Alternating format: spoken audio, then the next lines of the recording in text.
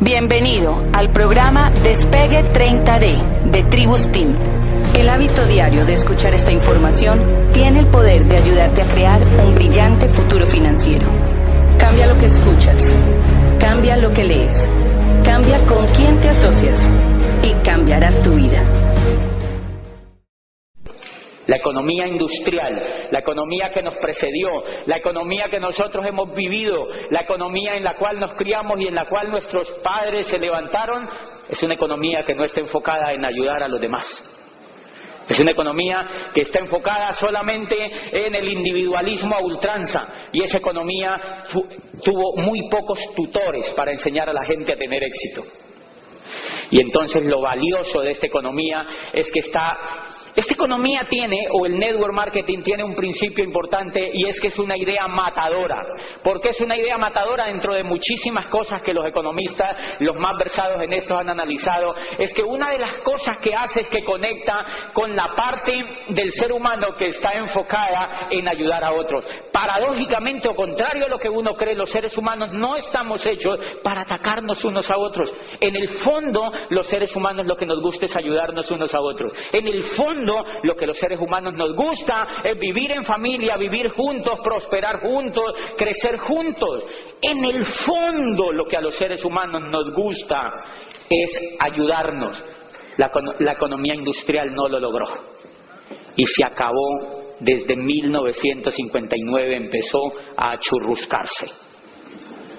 Empezó a decaer la economía industrial y nació la tercera economía, que es la economía de la información, la civilización de la información. Nosotros hacemos parte de la tercera civilización, de la civilización de la información.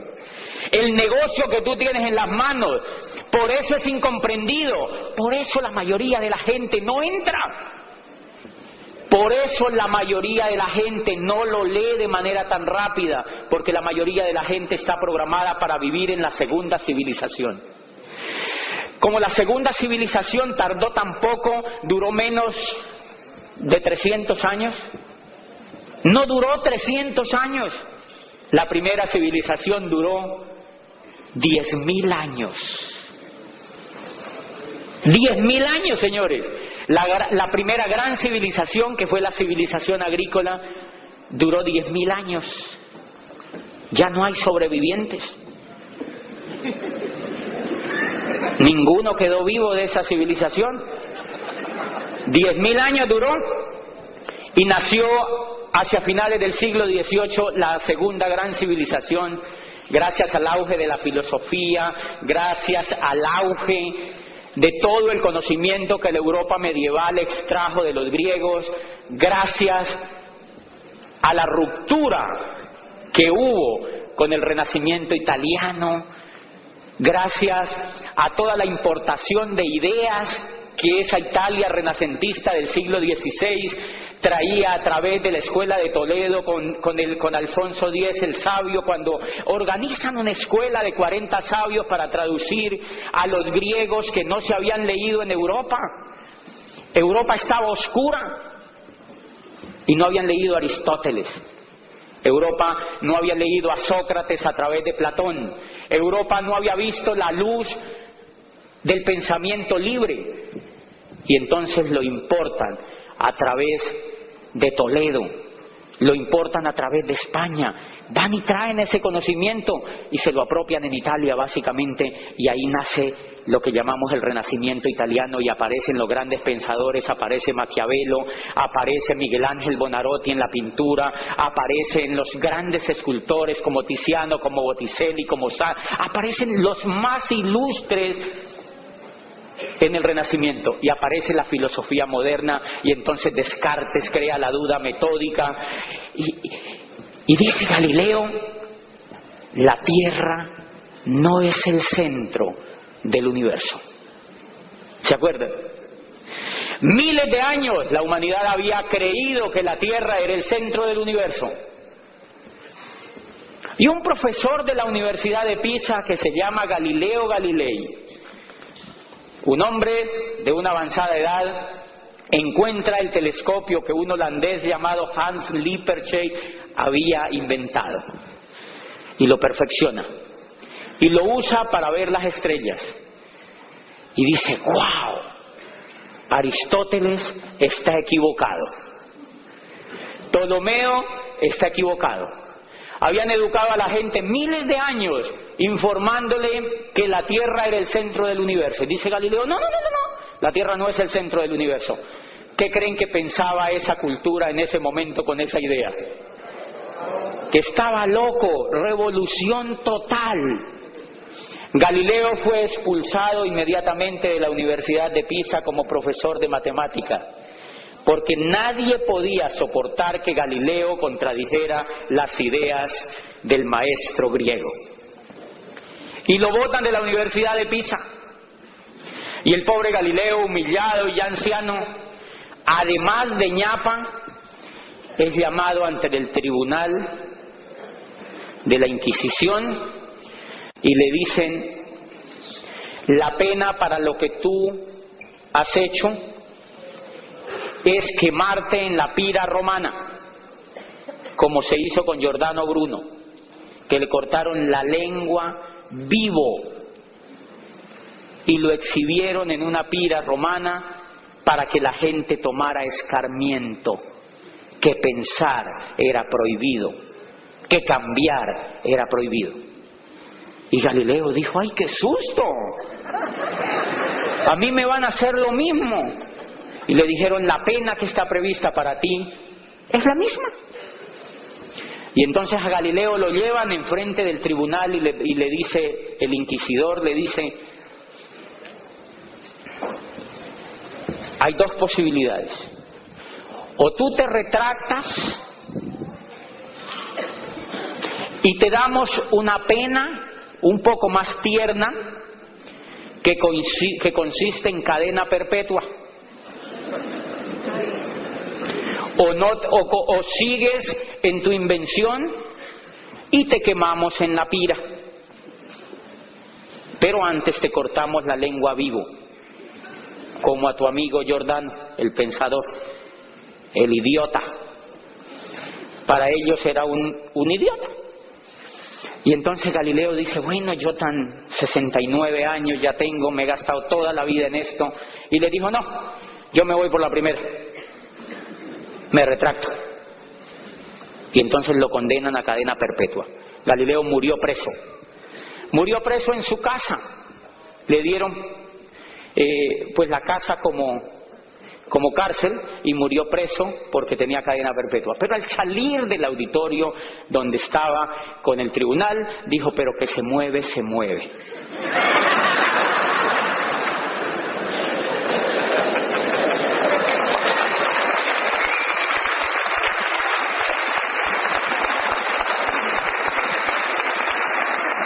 Galileo estaba sentando las bases de la astronomía moderna.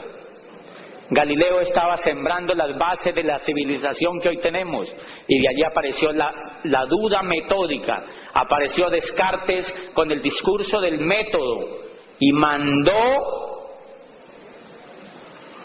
al traste con las teorías que habían hasta allí, y el mundo cambió. Y gracias a eso apareció la Revolución Francesa. Y gracias a eso aparecieron los derechos civiles de los seres humanos. Y gracias a eso ocurrió la primera democracia que se instaura en el mundo, los Estados Unidos de Norteamérica. La primera democracia. Ni siquiera los griegos antiguos habían propugnado por una democracia más abierta y más genuina que la que implantó el pueblo norteamericano con los fundadores. ¿Por qué? Porque alguien se atrevió a cambiar, porque alguien se atrevió a pensar. Estamos viviendo justamente, señores, estamos viviendo un momento crucial en la historia de la humanidad, y es que ustedes y yo nacimos por fortuna y para otros infortunadamente.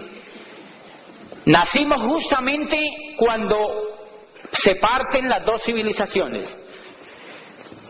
Eso que yo les estoy hablando dio origen a la segunda civilización, a la era industrial.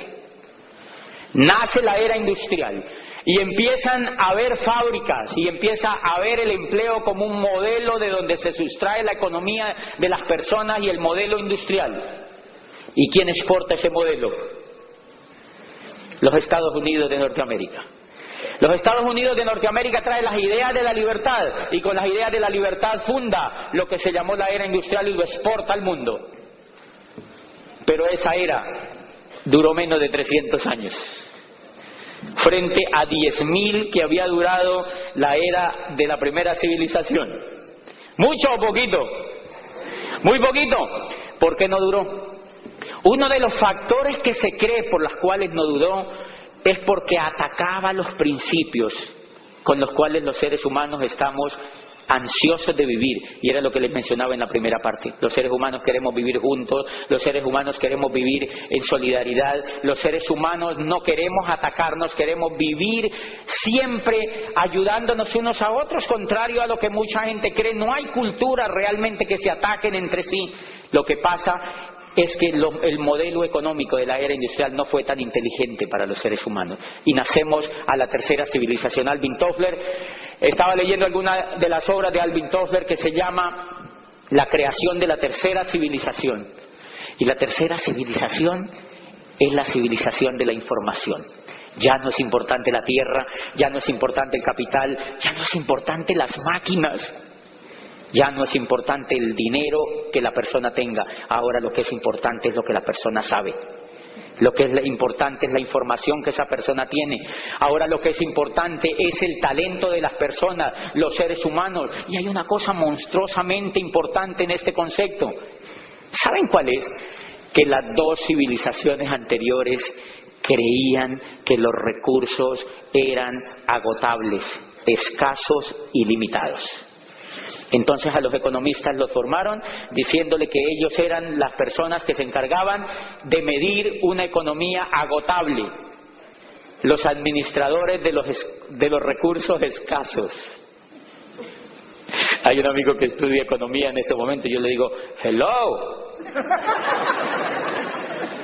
La economía como se concibió es una economía para estudiar una era que ya no existe. Miren lo grave. La era que estamos viviendo, la era que se está empotrando en el mundo, una era que está avanzando a pasos agigantados y que no empezó ahora, empezó en la década del 50. Lo que pasa es que nos dimos cuenta ahora nomás.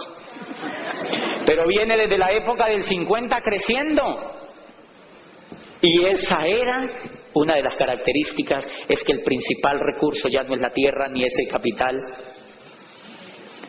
sino la información, el conocimiento. ¿Y saben qué? El conocimiento es inagotable. Inagotable, señores, el conocimiento es inagotable. O sea, que el economista que está formado para medir esa era ya es obsoleto en la tercera era. Por eso ustedes no han notado que los muchachos salen allá y dicen, yo era rector de una universidad y graduábamos estudiantes y estudiantes y estudiantes y les entregábamos el título. Yo les entregaba el título y les daba una palmada y yo les decía, vayan a ver qué consiguen. Los muchachos salen allá a la calle y vienen después y le dicen al papá, papi, ¿no hay nada? Y el papá, que tampoco está informado, le dice, siga buscando. Qué pena. Y ayer me encontré un muchacho que yo auspicié en Cali. Lo iba a auspiciar. Le conté este negocio en Cali. Yo lo llevaba a reuniones y lo llevaba a reuniones y lo llevaba a reuniones y le daba manivela. A ver si veía el negocio. No lo vio. Y decía que sí, estaba emocionado, iba, pero yo lo veía en la carota que como que él sentía, que como que él piensa que me va a hacer un favor. Es raro, hay gente que cree eso. ¿Les ha pasado también aquí lo mismo? A uno le provoca asesinarlos. Uno les ve en la cara que como que ellos creen que le están haciendo un favor a uno. Y entonces, bueno, él le iba y no entraba. Si yo me conseguí otro, apliqué la ley en este negocio. Búsquese otro. Y me conseguí otro. Me olvidé, me lo encontré anoche aquí en la Florida. Tuvo que venirse a los Estados Unidos para que lo metieran a Amway. Se vino a los Estados Unidos y claro, está feliz. Dijo, ya entendí. Yo dije, interesante. Qué bonito que haya entendido. ¿Qué pasa? Bueno, primera cosa, estamos cambiando. Tenemos una época de cambios. Los cambios que se están dando en la economía, tú y yo no los podemos decidir. No están en manos tuyas ni mías lo que pasa. ¿Por qué? Porque toda la humanidad se basa en tendencias. Siempre las tendencias son las que marcan el paso de la economía. ¿Están de acuerdo? Son las tendencias, son tendencias. El mundo vive con tendencias y esto no es de ahora. Toda la historia de la humanidad, las civilizaciones han vivido en tendencias y momentos. Señores, espectacular lo que tenemos en las manos. El negocio que ustedes y yo tenemos es un auténtico negocio de la economía de la tercera civilización. ¡Guau! Es un auténtico negocio de la tercera civilización. Y no lo digo yo, lo dice una de las personas que yo más respeto en el mundo de esta industria, que habla sobre esa industria y que es de los hombres más respetados en el mundo de las finanzas y de todos estos temas. Se llama Robert Kiyosaki. Dice Robert Kiyosaki en un libro que me impactó. Cuando yo leí eso, dice, el mundo ya ha asimilado la idea de que terminó la era industrial y que entramos oficialmente a la era de la información. Dice, los negocios como General Motors y Ford Motor Company pertenecieron a la era industrial. Dice, las franquicias como McDonald's fueron la frontera entre la era industrial y la era de la información. Dice, pero el network marketing, los mercados en redes, son un genuino negocio de la era de la información porque operan sin empleados, sin terrenos ni fábricas, sino con información. Y cuando yo vi eso, yo dije, para mí era como estar descubriendo una mina de oro. Estaba descubriendo una mina de oro porque estaba recibiendo información importante.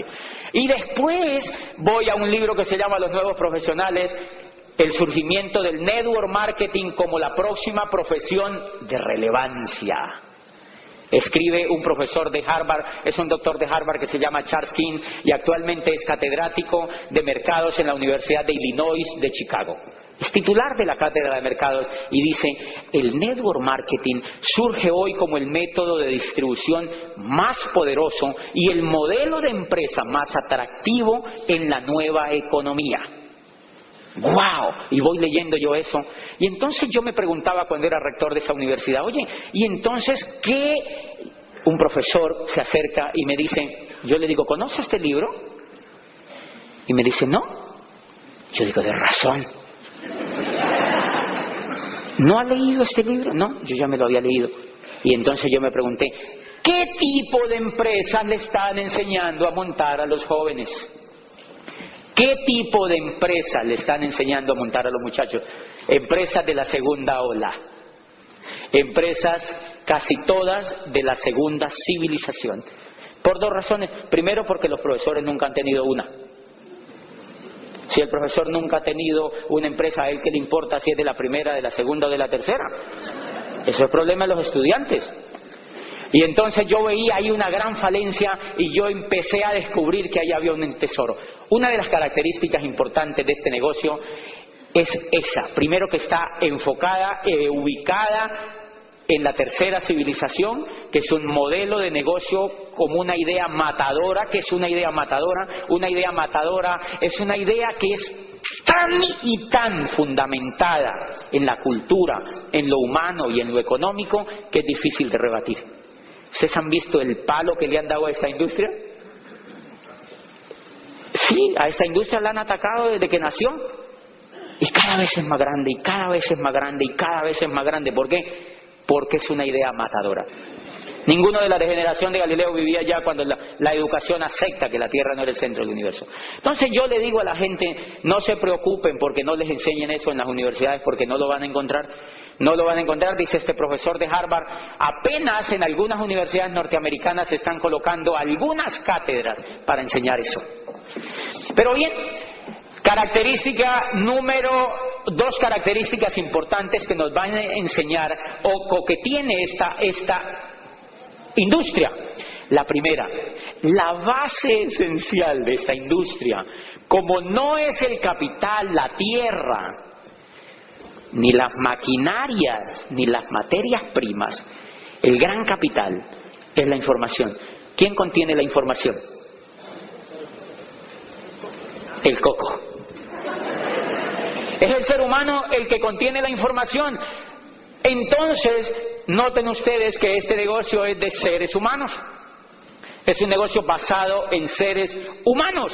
Todo el negocio es basado en seres humanos. Luego, si el negocio es basado en seres humanos, ¿qué es lo que hay que desarrollar? Seres humanos. Lo que hay que desarrollar son seres humanos. Y entonces dedico mi precioso tiempo a desarrollar seres humanos. Ese es el negocio que nosotros tenemos. Un negocio donde tú te desarrollas y desarrollas a otros como seres humanos. Es impresionante. Eso cambia radicalmente el concepto de lo que yo había venido trabajando y de lo que yo pensaba antes sobre cualquier actividad económica. Entonces, si tú te enfocas a desarrollar seres humanos, vas a usar la mayoría del tiempo, señores, la gente lo pierde en cosas que no son enfocadas en lo más importante. Lo más importante en este negocio no son los productos, son los seres humanos. Lo más importante en este negocio son los seres humanos. Un ser humano se puede bañar en LOC, se puede comer el betacaroteno que quiera, pero se raja en este negocio si no tiene un sueño. Pero se raja si no tiene un sueño. Pero se raja si no sabe para dónde va. Pero se raja si no entiende la magnitud del negocio que nosotros tenemos. Si no entiende la magnitud del negocio que nosotros tenemos. Cuando yo auspicio entonces a un ser humano en ese negocio, ¿cómo es tu nombre? Héctor. Lo primero que yo me percato, ¿de dónde eres, Héctor? Dominicano. Yo creo que me iba a decir de Cuba. Bueno, dominicano. Héctor es de República Dominicana, y entonces si yo lo auspicio, lo primero que yo hago con él es hacer que él encuentre sentido de lo que va a hacer. Eso es clave, que él le encuentre sentido a lo que va a hacer. ¿Saben cómo se llama eso en psicología? En psicología, la psicología humanista, la psicología que yo más aprecio de toda la psicología y lo que me parece que es el mayor desarrollo de la psicología, tiene un gran representante que se llama Víctor Frank. ¿Se acuerdan de Víctor Frank? Que escribe una obra que se llama El hombre en busca de sentido. Y rebate todas las teorías que él había leído antes y dice, no, el ser humano cuando encuentra sentido a lo que hace y sentido a la vida, el ser humano es capaz de hacer lo que sea para no morirse. Es capaz de hacer lo que sea, y él lo demuestra porque él viene de los campos de concentración y le tocaba comer raíces y cambiar cigarrillos por sopa. Él iba y hurtaba por allá cigarrillos y le decía, te lo cambio por una sopa. Y los demás se fumaban el cigarrillo para morirse más rápido. Y él se comía su sopa porque tenía un sueño, y era ir después de allí a encontrarse con su familia y escribir un libro y contar la tenebrosa historia que había vivido. Cuando yo auspicio a Héctor, me aseguro de que Héctor le encuentre sentido a lo que hace. Miren, cuando un ser humano le encuentra sentido a lo que hace, ¿han notado que la cara se le ilumina? La esperanza aflora y entonces el ser humano empieza a ser feliz. Señores, la enfermedad de la era industrial, la grave enfermedad en general de la era industrial es que la mayoría de la gente trabaja sin sentido. Sin sentido. ¿Tú por qué trabajas? Ay, yo ni sé. No, pues para vivir. Porque ¿cómo pago el arriendo? ¿Cómo? Porque tengo deuda, dice la gente. ¿Ah, sí? ¿Y para eso vives? Increíble, sin sentido. Y entonces esa gente, pues normalmente tú no la ves así alegre, sino un poco carecaballo. O sea, así como seriota, ¿no? ¿Por qué? Porque le falta sentido. Les quiero contar que yo llevaba 8 años, ahora en la historia se van a dar cuenta, 8 años trabajando en una universidad. Yo no sabía para dónde iba. Pero como tenía tantas deudas, yo no me podía salir de allí. Y entonces, la vida empezó a carecer de sentido. Cuando yo encuentro este negocio y vi lo que yo podía construir, volvió el sentido a mi vida y la cara se me iluminó. Y la secretaria me decía, doctor, ¿usted por qué está tan contento? Y yo le decía, ay, yo ni sé. Yo sí sabía para dónde iba en la vida. A partir de que yo encontré este negocio me di cuenta para dónde yo iba en la vida. Primero, si yo encuentro a Héctor, entonces le ayudo a que él encuentre un sentido. El primer sentido que yo le ayudo a descubrir a una persona en mi grupo es que él entienda que va a construir una organización. ¡Guau! ¿Ustedes saben lo que eso significa? Va a construir una organización. Y la va a construir con conocimiento. No con el dinero de él. No con maquinaria de él y con préstamos en bancos. No, la va a construir con conocimiento, que le da un equipo y con su capacidad que él la tiene por dentro. No necesita más. Y entonces le enseño y le muestro que lo que él va a construir es una organización. Porque si yo no le muestro eso, él se me puede dedicar solamente a vender productos. Yo le tengo que mostrar a él que lo que va a construir es una organización. ¿Una organización de qué? De seres humanos. La persona que tiene sentido de lo que hace no se raja. Nosotros hacemos un seminario en una universidad ahí en Colombia que se llama la Universidad Javeriana, una universidad importante en el sur de Cali. Yo auspicio un muchacho a quien no le había yo logrado todavía descubrir el sentido de lo que hacía, iba a su primer seminario. Y resulta que en ese seminario yo tengo un grupo que trabaja en una orquesta. Y entonces había ido uno de los muchachos de la orquesta con un trombón. Y entonces cuando llegó el momento de los reconocimientos, la alegría y tal y no sé qué, entonces apenas salía alguien al reconocimiento, decía el muchacho del trombón, hacía cuac, cuac. Bueno, yo normal. Cuando terminó el seminario el otro día lo llamé y le dije, oye, ¿cómo te fue en el seminario? Y me dijo, no, regular. Y yo, ¿y por qué? Yo había salido enardecido del seminario. Me dijo, no, regular. ¿Cómo se llevan a un tipo con un trombón en semejante evento? Tremendo auditorio. ¿Y cómo se llevan a un tipo con un trombón? Ese señor dañó todo. Decía, se rajó. Sigue siendo amigo mío, yo le escribí por el chat, estaba ahí pegado al chat, yo le dije, hoy hay seminario en la universidad y me aseguré de que no lleven trombón. ¿Por qué creen que se rajó? Porque no tiene sentido. ¿Se da cuenta? El que no tiene sentido, hay señoras que se han rajado en ese negocio porque las pisaron.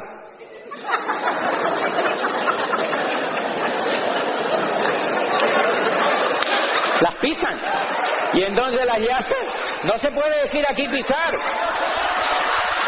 ¿Ok? Así las pisan, alguien las pisa, ¿no ves? Las pisan. Hay señoras o personas que van a un auditorio y dicen, no, yo una vez estuve en eso, pero no, es mucha gente, a mí me pisaron. Y uno dice, ¿y eso qué tiene que ver? A mí se me pueden ir todos encima, yo no me rajo. Porque ya encontré el sentido, señores, del negocio. El sentido te hace tomar decisiones que antes no tomabas. Si tú vas a construir una organización, es para ser libre. ¡Libre! Yo llevaba 25 años trabajando y en 4 años, en el segundo año era Esmeralda fundador. ¡Libre! 4 años, diamante. ¡Libre! ¿Dónde hay que ir? Donde haya que ir. Entonces el que entiende el sentido del negocio, adivine qué hace. Lo primero que hace es que va a la convención. Va a la convención donde sea. Yo inicié el negocio en Popayán, sur de Colombia, a 14 horas en guagua o en bus, allá le llamamos bus, que es el aparato ese largo que tiene puesto.